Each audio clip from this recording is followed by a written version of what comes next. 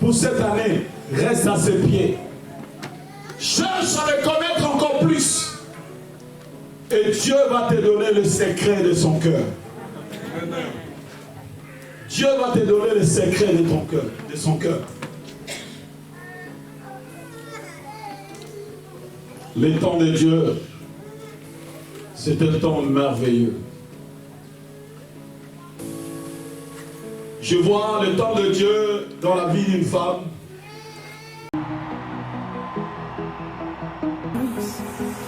Let's go!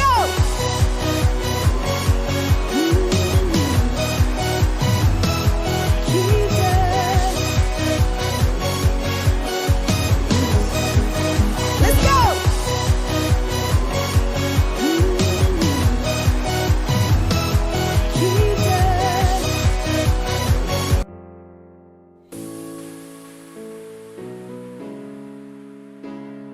Est-ce que quelqu'un peut acclamer encore Jésus? Il est l'unique et véritable. Il mérite d'être acclamé. Il mérite d'être honoré. Il mérite d'être célébré. Alléluia. Je n'ai jamais vu un Dieu comme lui. Il est l'unique à son genre. Voilà pourquoi nous le célébrons. Voilà pourquoi nous l'adorons. Alléluia.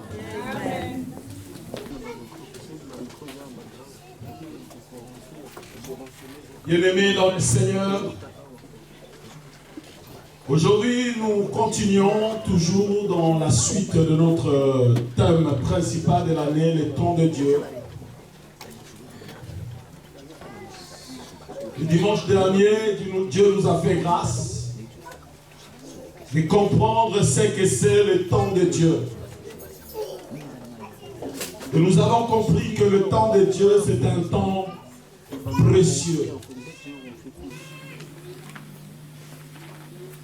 Le temps de Dieu n'est pas comparable au temps des hommes. Mais le temps de Dieu, c'est un temps où Dieu lui-même a fixé. Et nous avons compris que le temps de Dieu, c'est un temps d'oracle. Quand on parle de l'oracle, c'est une déclaration ou un arrêté que Dieu a mis en place par rapport à son peuple. Et aujourd'hui, par la grâce de Dieu, nous allons continuer à évoluer toujours dans cette pensée du temps de Dieu. Vous savez, quand on parle du temps de Dieu, il est très important que nous soyons très attentifs. Parce que le temps de Dieu, c'est un temps kairos. Et c'est un temps qui ne peut pas se répéter. Voilà pourquoi nous devons prendre toutes les dispositions nécessaires afin de saisir ce temps. Parce que une fois que ce temps est passé, tu ne pourras pas le rattraper. Le temps de Dieu, c'est vraiment un temps précieux et que tout homme sur la terre doit saisir. C'est pourquoi dans les évangiles, la Bible nous dit que si aujourd'hui vous entendez la voix de Dieu, n'endurcissez pas votre cœur. Cela veut dire que quand le temps de Dieu arrive dans ta vie, tu dois le saisir. Parce que si tu attends que peut-être demain tu entendras encore cette voix, mais tu ne sais pas, c'est que le lendemain, ta prévu. Alléluia. Beaucoup de personnes qui croyaient finir l'année 2019, mais ils n'ont pas pu le finir. Parce qu'ils croyaient qu'ils étaient maîtres du temps. Mais laisse-moi vous dire, il n'y a que Dieu seul qui maîtrise les temps et les circonstances. Amen. Alléluia. Amen. Rapidement, nous prenons nos Bibles dans le livre de Daniel, chapitre 2.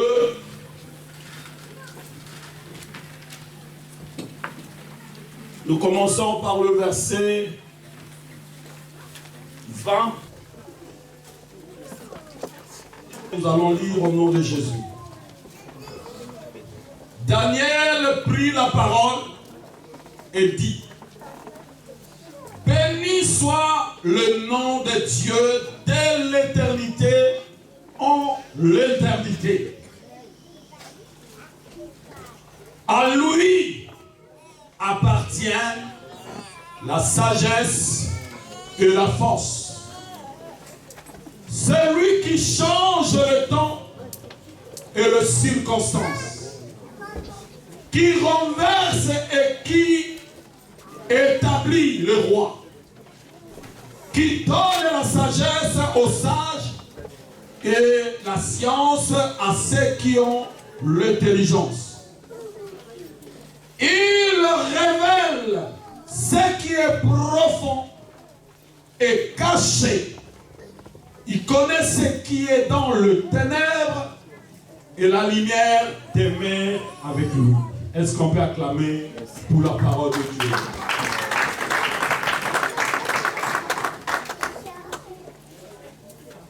Aujourd'hui, je voulais vous faire comprendre que le temps de Dieu se manifeste dans sa saison à lui. Quand on parle de saison, bien-aimés dans le Seigneur, nous sommes en France. Nous avons combien de saisons? 4. Nous avons l'hiver, nous avons le printemps, nous avons l'automne et l'été. Chaque saison, chacun essaye à s'adapter par rapport à cette saison. Vrai ou faux? Je vois tout le monde ici avec des manteaux, avec des pulls, parce que nous sommes en hiver.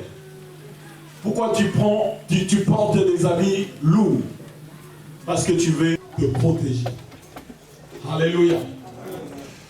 De la même manière, au moment de l'été, tu ne peux pas porter de vêtements lourds.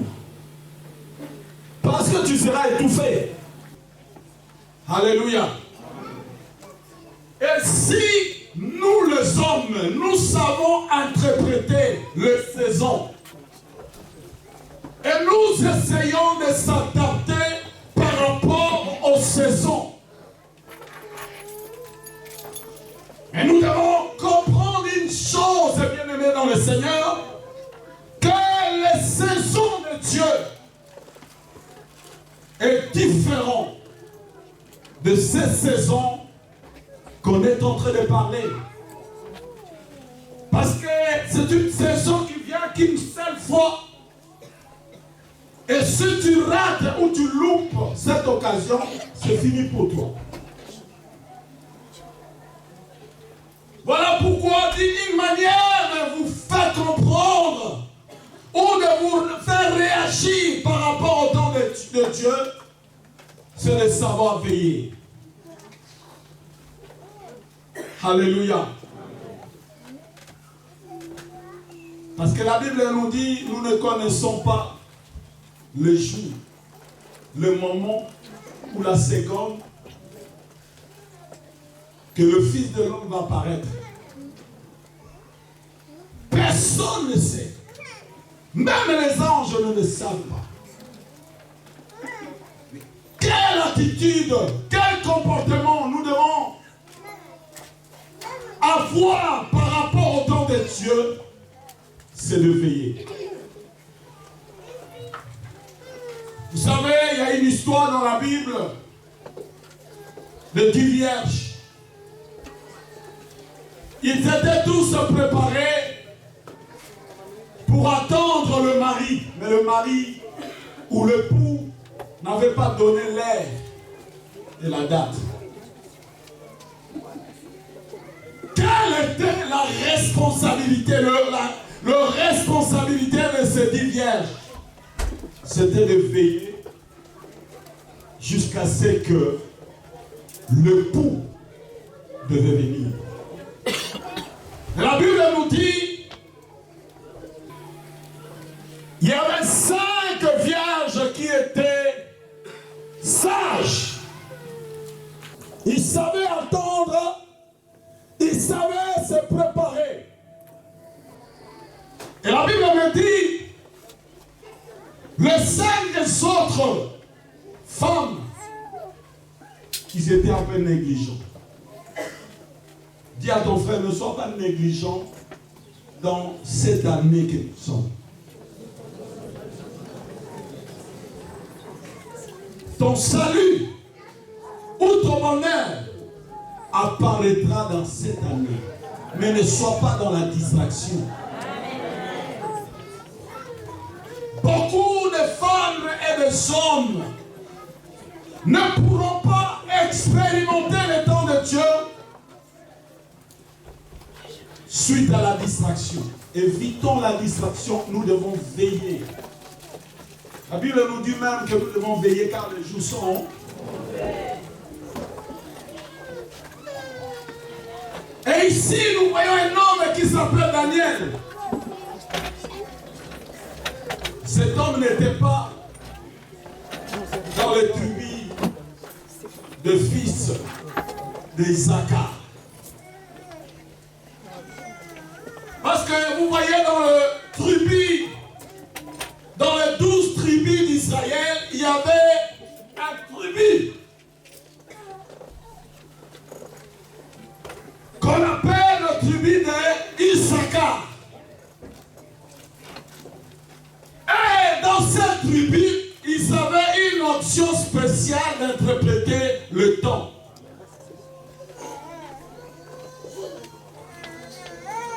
J'aimerais qu'on puisse lire ça dans 2 Chroniques 12, 32. 1 Chronique 12, 32.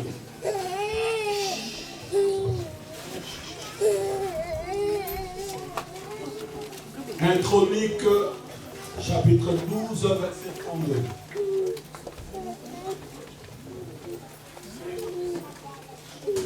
Est-ce que vous avez trouvé?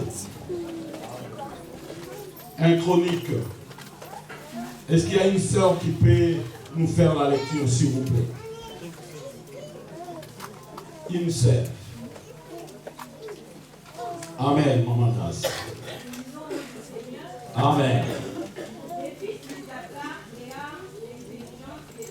Pour savoir ce que devait faire Israël, 200 chefs et tous leurs frères sous leurs ordres. Amen. Amen. Alléluia. Vous avez vu ça? La Bible nous parle d'une famille, d'un tribu d'Isaacar. Ils avaient l'intelligence de discerner le temps. Dieu leur avait donné une portion prophétique afin de discerner le temps. Et c'est eux qui devaient savoir par rapport à l'intervention du peuple d'Israël. Parce qu'ils étaient déterminés d'aller installer David sur le trône d'Israël. Et le peuple devait entendre le go ou un mot de départ par cette tribu. Ils étaient parmi les combattants, de vaillants héros qui avaient accompagné David pour l'installer sur son trône. Ils avaient cette portion, ils avaient cette capacité d'interpréter le temps. Et ici, nous voyons un homme qui a reçu cette onction qui s'appelle Daniel. Et dans ce récit que nous venons de lire, la Bible nous dit, c'est lui, c'est-à-dire Dieu, qui change le temps et les circonstances. Il renverse et qui établit le roi, qui donne la sagesse aux sages et la science à ceux qui ont l'intelligence. Il révèle ce qui est profond et caché. Il connaît ce qui est dans le ténèbre et la lumière demeure avec lui. Comment devons-nous vivre dans cette année Kairos? Comment devons-nous vivre dans cette année Kairos afin d'expérimenter les bonnes choses que Dieu a prévues par rapport à nous?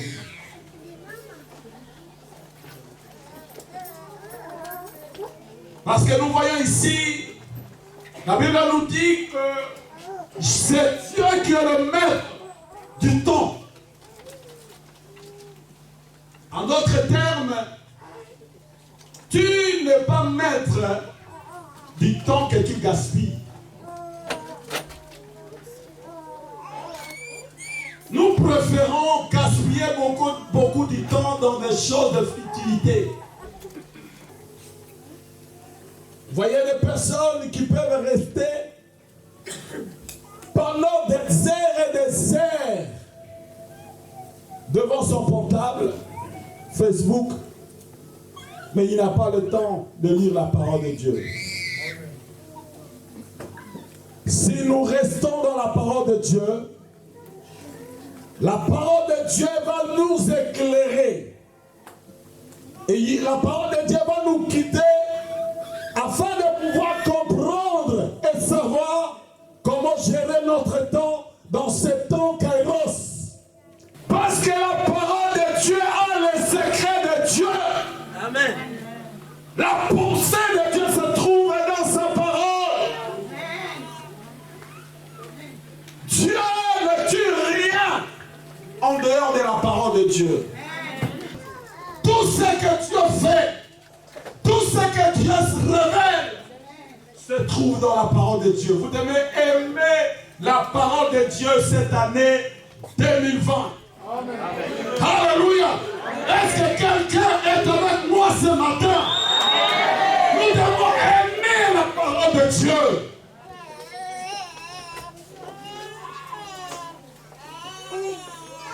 Vous savez, une personne qui a la connaissance de la parole de Dieu, il est en avance.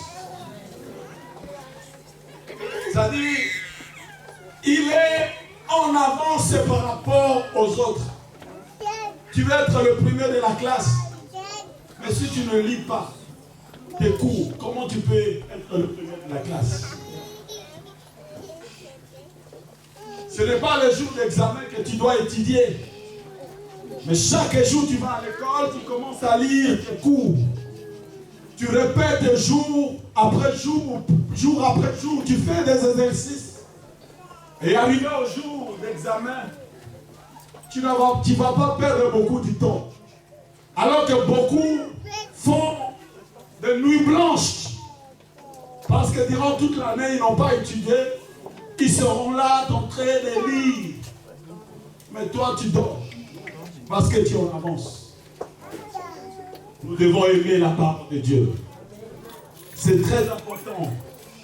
Parce que la parole de Dieu est au-dessus de tout.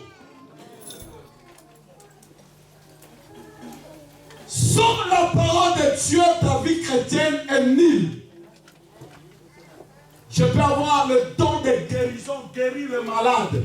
Mais si la parole de Dieu n'est pas assise dans mon esprit, tout ce que je fais est nul. Alléluia. Est-ce que quelqu'un m'entend ce matin?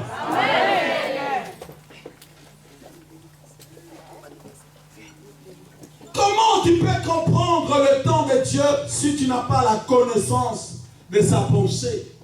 Parce que la Bible nous dit que la pensée de Dieu est éloignée de la pensée de l'homme. Pour commencer à réfléchir comme Dieu, il faut lire la parole de Dieu. Tu vas découvrir la pensée de Dieu, sa manière d'agir, sa manière d'amener à l'existence les choses qui n'existent pas. Tu vas les découvrir à travers la parole de Dieu.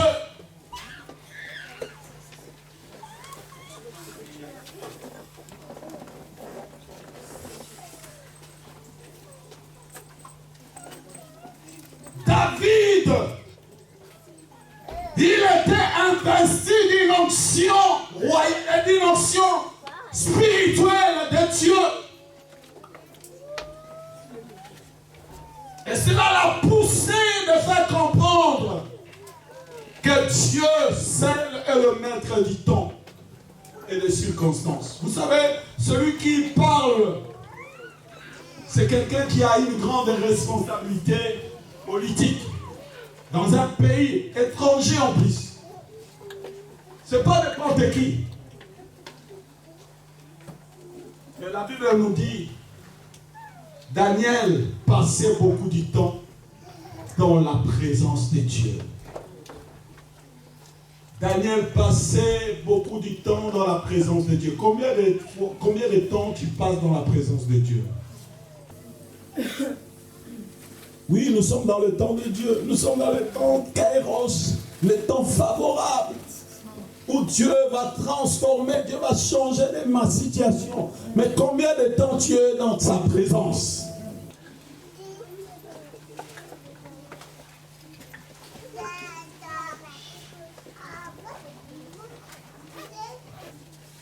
Dieu ne travaille pas avec le temps des hommes, mais il travaille avec sa saison.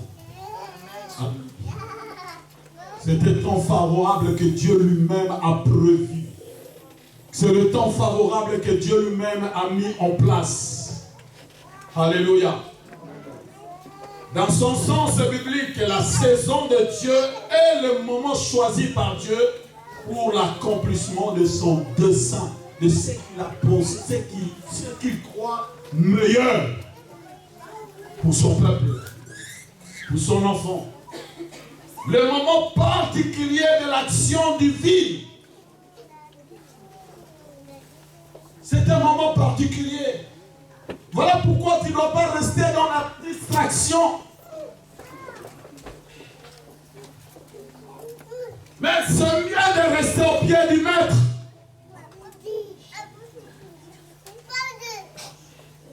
Le Saint Vierge sage, elles avaient la promesse que le pou devait venir. Mais elles ne savaient pas le temps. Mais elles devaient se préparer en conséquence. Alléluia. Mais les 5 autres époux, ces 5 autres vierges, au lieu de bien se préparer, ils étaient distraits.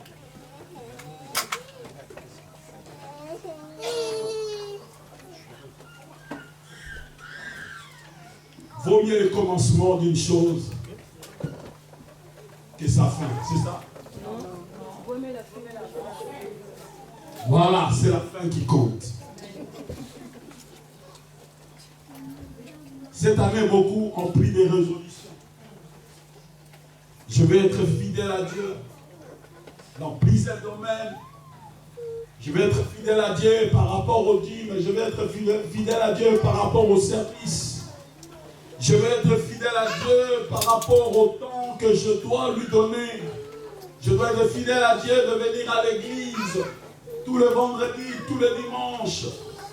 Je vais être fidèle à Dieu en tant que chantre de l'Éternel.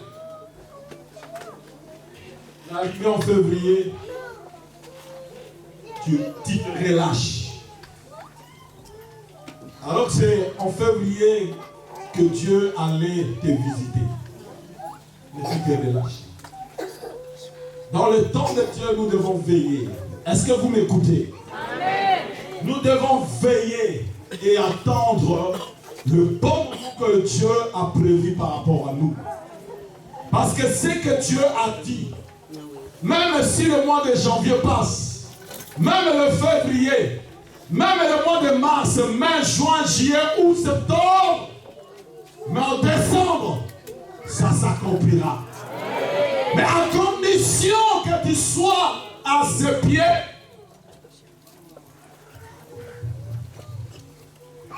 Parce que quand Dieu viendra pour te bénir, il te trouvera où? Ce soir-là, Dieu venait dans le jardin rendre visite à Adam et Ève. Je pensais, dans mes pensées, je me disais, Dieu allait accomplir quelque chose de grand dans la vie d'Adam et Ève. Mais quand Dieu est arrivé, il n'y avait personne. Et Dieu avait mal au cœur. Il a dit, Adam, où es-tu? Vous devez rester dans cette année au pied du Maître. Amen. Et vous devez savoir que dans la saison de Dieu, il n'y a pas que le bonheur, mais il y a aussi le temps difficile. Le temps difficile dans le temps de Dieu, ça fait partie du temps de formation.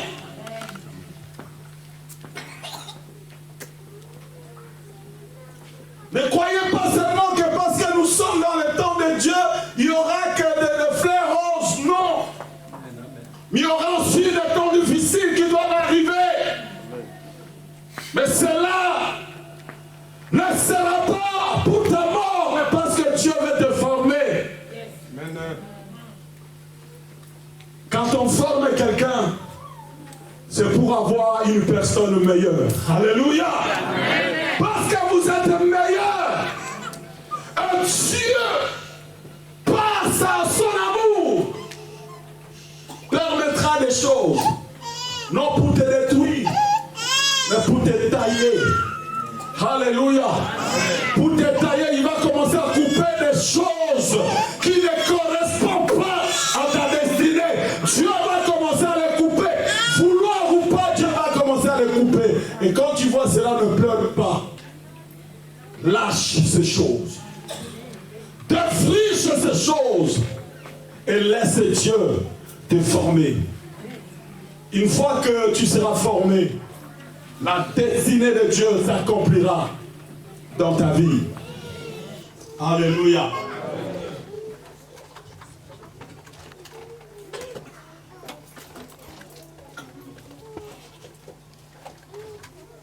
Parce que la saison de Dieu, quand on parle de la saison de Dieu, on voit le projet de Dieu. Dans une saison, dans la saison de Dieu, on voit son projet pour l'homme.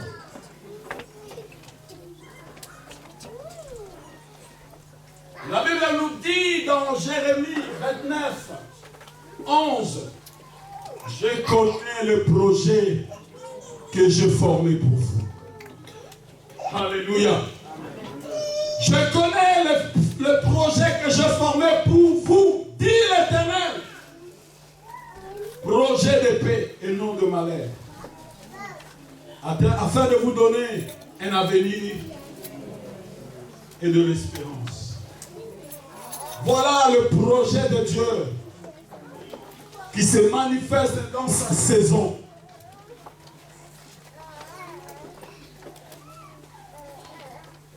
Le projet de paix et de l'espérance.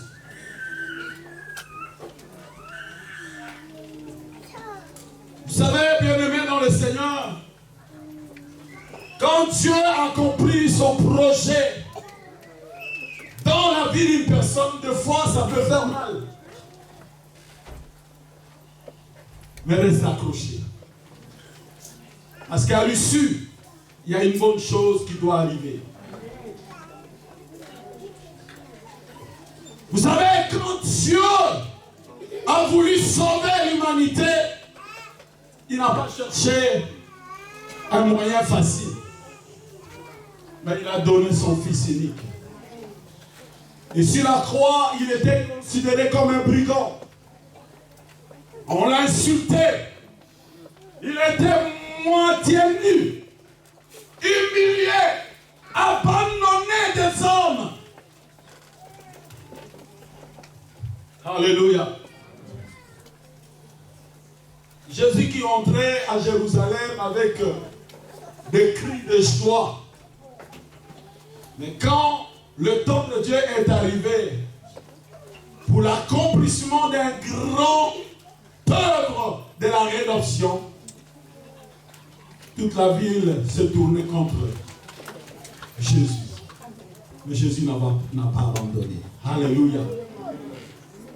Il n'a pas abandonné, mais il est allé jusqu'au bout afin de nous accorder la rédemption. Et aujourd'hui, nous sommes filles et enfants de Dieu. Parce qu'il a accepté d'aller jusqu'au bout. Alléluia. Dans le temps de Dieu, bien-aimés dans le Seigneur, nous devons veiller.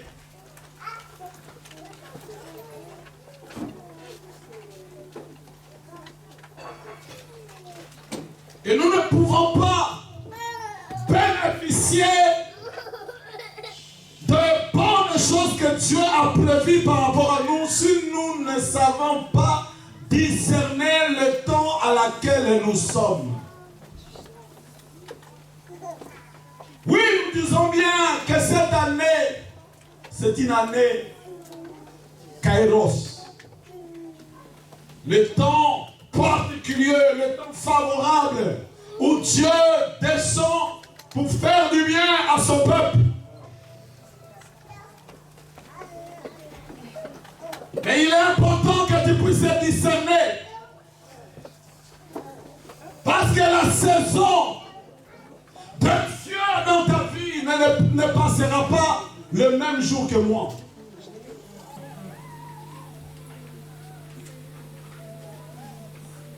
La saison de Dieu dans ma vie peut se passer aujourd'hui. Mais demain, ça serait quelqu'un d'autre. Mais il est important de discerner dans quelle saison nous sommes. Nous sommes dans la saison de Dieu. Alléluia. Amen. Dis à ton frère que nous sommes dans la saison de Dieu. Et comme nous sommes dans la saison de Dieu, nous devons avoir le discernement. Vous savez, le diable, il est tellement malin. Des fois, le temps de Dieu arrive dans ta vie et le diable viendra pour essayer de te retirer dans la présence de Dieu. Parce qu'ils savent que si tu restes là, tu vas rater l'occasion. J'avais donné une fois un témoignage d'une sœur qui avait du mal à concevoir. Alors, à l'église, on avait organisé une retraite de prière avec jeûne. Et tous ceux qui avaient des problèmes devaient être là pour implorer la faveur de Dieu. Pendant 4 jours, parce qu'on avait l'habitude que tout le mois, 4 jours de jeûne et prière. Chaque mois, 4 jours de jeûne et prière. Et on allait à l'église et clôturer le soir. Et le dernier jour, on devait passer un moment de veillée de prière. La sœur est venue le premier jour, le deuxième jour, le troisième jour, 4e jour, à la veillée, elle n'est pas venue. Et pendant la prière, il y a une sœur qui dormait. Pendant le repos, il y a une sœur qui dormait. Elle voit un ange entrer dans la salle. Elle demande, elle est où la sœur d'elle? Avec un bébé. La sœur a dit, elle n'est pas là aujourd'hui. Et l'ange a dit, cet enfant était destiné à la sœur. Mais je ne veux pas le ramener. Je te le laisse. Alors que la sœur venait aussi d'accoucher. Quelle équation. Quelque temps après, la sœur tombe enceinte. Et la sœur donne un bébé qui a la figure exacte de cette sœur-là qui était négligente. Le temps de Dieu, bien-aimé, on ne joue pas avec le temps de Dieu. C'est pourquoi nous devons veiller. Éloigne la distraction. Amen. Quand on dit il y a la prière, venez à la prière. Amen. On ne joue pas devant le temps de Dieu. Vous savez, Israël, jusqu'aujourd'hui, ils attendent l'arrivée du Messie, alors que le Messie était déjà là. Et quand vous entrez dans les synagogues des Juifs, il y a toujours une chaise qui est réservée au Messie qui devait venir, alors que le Messie était déjà là. Ils étaient dans la distraction. Le Messie est venu, il a accompli de grandes choses, il est venu vers nous, le gentil, le païen. Il nous a rachetés. Et les Juifs, jusqu'aujourd'hui, ils attendent le Messie. Parce qu'ils n'ont pas pu saisir le temps de Dieu.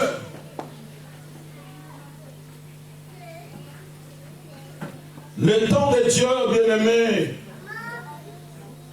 c'est un temps absolu où Dieu lui-même est le maître. Tu n'es pas maître, mais Dieu lui-même est le maître. C'est pourquoi on a toujours l'habitude de dire que chaque culte a sa particularité. Alléluia. Peut-être la chose que tu attends, Dieu te le donnera le vendredi, mais le vendredi tu ne viens pas. Amen. Tu attendras longtemps.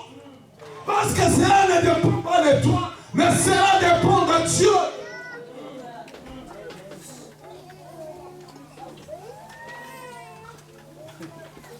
Nous devons veiller. Le temps de Dieu ne dépend pas de nous, mais il dépend que de Dieu seul. Voilà pourquoi nous devons veiller. Nous devons veiller. La Bible nous dit dans Psaume 107, 35, la Bible nous dit ceci: car l'Éternel change le désert en étang et la terre aride en source d'eau. Par rapport à son temps, les exploits de Dieu sont tellement énormes.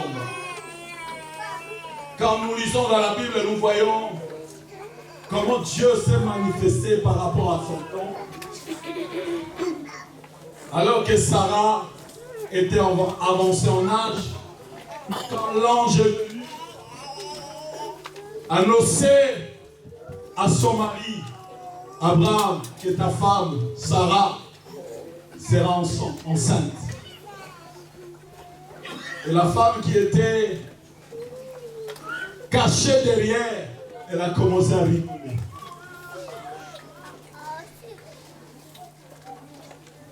Et l'ange a compris qu'elle rigolait. Vous savez, bien aimé dans le Seigneur, le temps de Dieu ne dépend pas de ta situation ou la longueur de la situation que tu traverses ou dans ton état actuel. Je vis le temps marqué de Dieu dans la vie des femmes qui n'ont pas de trompe et avoir des enfants. Cela ne dépend pas de médecins. Cela ne dépend pas de ces gouvernements. Si l'oracle de l'Éternel est signé dans le ciel, que cette année tu auras ton papier, tu l'auras.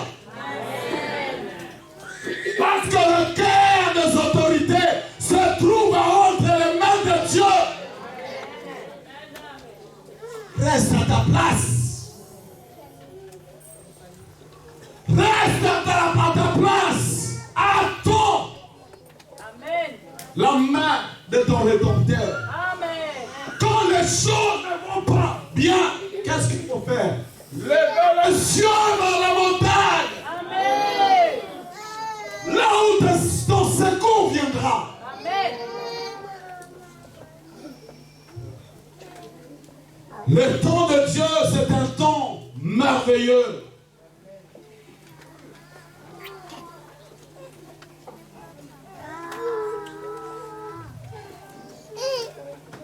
La Bible nous parle aussi de pharisiens. Dans Matthieu 16, 3. Les pharisiens, c'était des spécialistes de connaître le temps. Et le temps qu'ils connaissaient, ce n'est pas le temps de Dieu, mais c'était le temps naturel. Ils savaient que quand le soleil commence à s'obscurcir, c'est qu'il y a la pluie qui doit arriver. Ils avaient tous les détails. Ils avaient la connaissance de la parole de Dieu.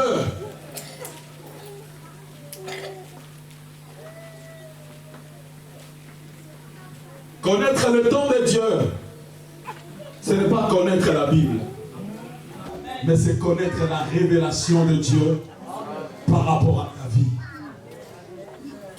Il y a une différence de connaître la Bible et avoir la révélation de cette écriture. Je connais un chef d'État de mon pays qui disait: je connais la Bible de A à Z. Mais il n'avait pas la révélation. Alléluia. C'est pourquoi quand vous voyez même dans la vie de toutes ces personnes qui ont fait la théologie sans être sauvées, ils interprètent la Bible à leur manière. Parce que c'est l'intelligence qui le pousse à l'interpréter à leur manière. Mais ils n'ont pas la révélation. Tu peux avoir le doctorat, mais si tu n'as pas la révélation, tu amènes le peuple de Dieu dans le chaos. C'est pourquoi Dieu cherche toujours des personnes incapables. Des personnes qui n'ont pas la capacité, l'intelligence. Il y a 3 semaines, j'avais reçu un coup de fil d'une maman qui était restée longtemps à mes pieds. Elle ne pouvait pas écrire, elle ne connaissait pas écrire. Dieu l'a fait grâce, elle est arrivée en Belgique. Et aujourd'hui, elle a obtenu son diplôme d'école biblique. Et quand elle commence à prêcher la parole de Dieu, les gens lui posent la question: mais maman, tu étais à l'école ou pas? Elle dit: depuis que je suis né, je n'ai même pas été à l'école. Mais c'est l'Esprit de Dieu qui interprète les Écritures à travers lui. Cherchons la révélation et non la connaissance. Et les pharisiens, ils étaient les spécialistes. Pour connaître le temps, ils connaissaient bien le temps. Parce qu'ils avaient étudié. Mais ils n'avaient pas la révélation.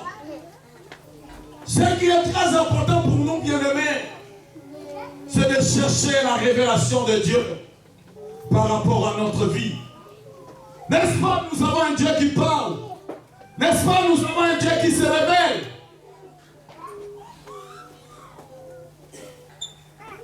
Notre Dieu, c'est un Dieu qui parle.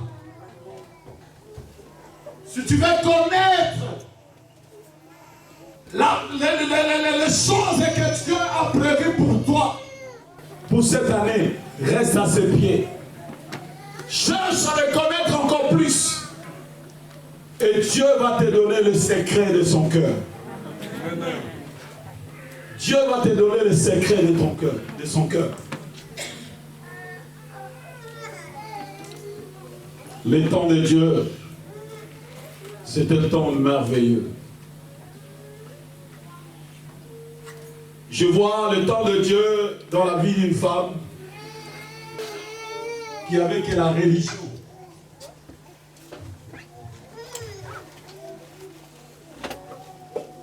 En plus de la religion, elle faisait la prostitution. Mais quand le temps de Dieu était arrivé dans sa vie, sa vie était complètement transformée. Peut-être tu es là. Cette année, c'est le temps de Dieu pour ta vie. Ne te sous-estime pas. Peut-être on te connaît dans cette ville comme un coureur de jupons. Mais quand le temps de Dieu arrive dans ta vie, Dieu transforme ta vie. Il fait de toi l'évangéliste de la parole de Dieu. Dieu peut le faire. De la même manière, il a fait avec Paul. Lui qui était assassin. Mais quand le temps de Dieu est arrivé dans sa vie, il n'était plus assassin. Mais Dieu l'a transformé. Durant cette année, la vie des hommes et des femmes vont être transformées. Amen. Mais Dieu a besoin de toi pour aller parler. Dieu ne va plus descendre pour parler, mais c'est toi qui vas parler. Et quand tu parleras, les choses arriveront. Des personnes où nous les sous-estimons aujourd'hui. Des personnes où nous les négligeons quand nous les trouvons, soit en République, disons peut-être un soulard, c'est un voyou. Mais nous sommes dans le temps marqué de Dieu, capable de changer leur vie. Mais c'est toi qui dois parler. Alléluia. On ne doit pas rester dans un aquarium. Il faut que le monde sache que nous sommes dans le temps de Dieu. Ceux qui sont sous l'emprise du diable doivent être sauvés. Et nous devons parler. Dans le temps de Dieu, tu dois être actif. Tu dois être actif. Vous savez, quand le temps de Dieu était arrivé dans la vie de Marie, l'ange lui a parlé. Et quand l'ange lui a annoncé que tu seras enceinte, tu enfanteras un fils, on l'appellera Emmanuel.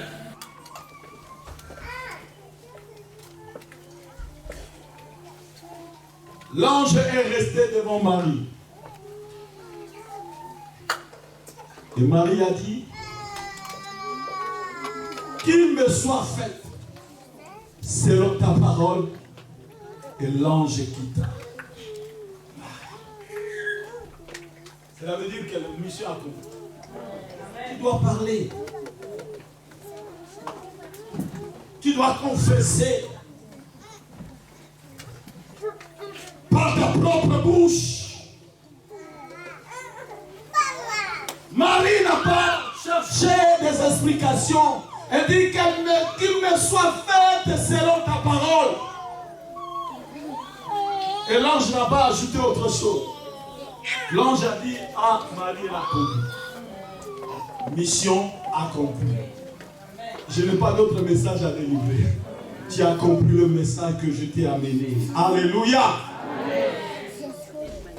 Nous sommes dans le temps de Dieu, le temps favorable, le temps kairos, le temps où Dieu a prévu pour accomplir son dessein par rapport à ta vie. Et quand tu es dans ce temps, tu dois saisir l'opportunité. Vous savez, le royaume de Dieu appartient aux violents. Quand tu entends, il y aura 4 jours de jeûne de prière, sois là. Nous avons veillé de prière, sois là. Il y a une activité dans l'église, sois là. Ne sois plus dans la distraction, parce que tu vas rater beaucoup de choses.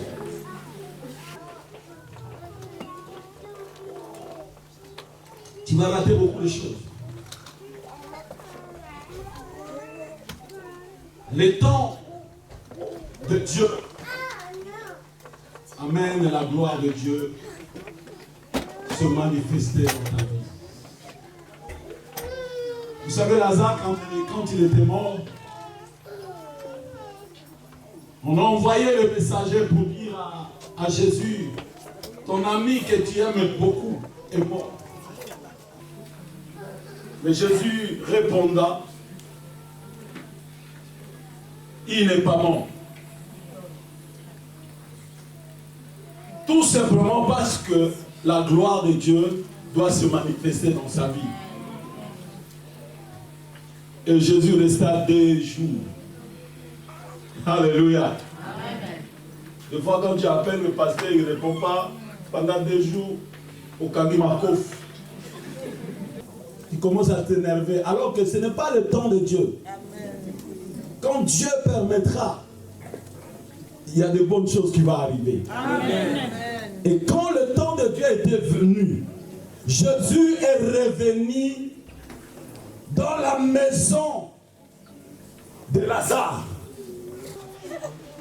Lazare avait des sœurs. Il y avait la contradiction entre les deux. L'autre était vraiment très fâché. C'est comme si Jésus les avait sabotés. Mais l'autre, elle a compris que Dieu est la vie et la résurrection. Et quand Jésus est allé devant le tombeau, tout le monde était là et regardait. Mais qu'est-ce qui doit arriver? Jésus cria seulement, Lazare sort. Et Lazare sortit du tombeau. La gloire de Dieu se manifestait dans sa vie. Quand vous êtes dans le temps de Dieu, sache-le bien, que la gloire de Dieu se manifestera dans ta vie. C'est pourquoi tu dois entendre, tu dois veiller, tu dois être vigilant. Ne sois pas dans la distraction, mais reste attentif. Alléluia. On acclame le Seigneur pour sa parole.